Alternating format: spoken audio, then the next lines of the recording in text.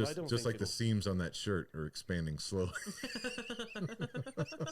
And then I also was a case manager and intern counselor at the Delta County Jail. But I had been, for 10 years, I had worked full-time and had multiple part-time jobs and been in school full-time, and I had my son full-time.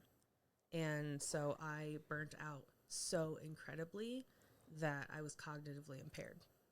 And right before I burned out completely, I got a wild hair up my butt and decided I wanted to move to Denver because I could make more as a case manager. Because really, here, case managers tap out at $20 an hour. In Denver, you can make $55 a year.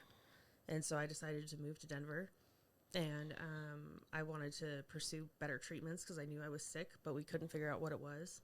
Because burnout feels a lot like depression. And what it is your neural pathways are dying.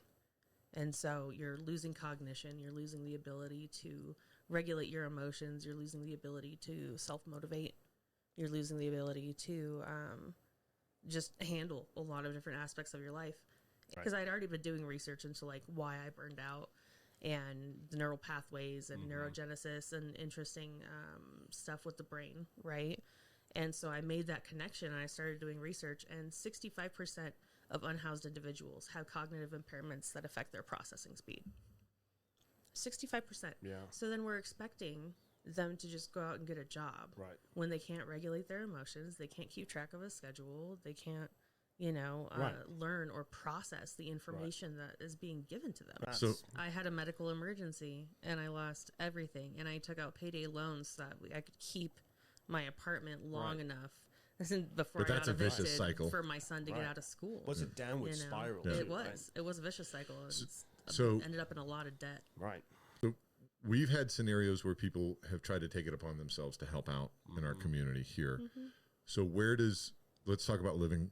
Let's talk about living on a prayer code. So we're trying to build a 15-bed rehabilitation facility, and it's not going to be a shelter. A shelter just meets basic needs.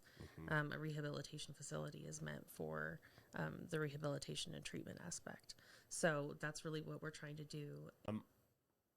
Does 15 represent the number of people in Montrose that need this kind of help, or is it way off? I know that Miriam at Shepherd's Hand said that she's got at least 10 that she can name off the top of her head that need these kind of services. Okay. Because we're dealing with like the sickest of the sick. Right. We're dealing with the folks that are talking to themselves as they're walking down the street or are a risk to businesses or themselves. Well, and that's one of the reasons we're trying to be so transparent, is because our facility has to go somewhere, and more than likely it'll go somewhere outside of town, somewhere close to some residences. Right.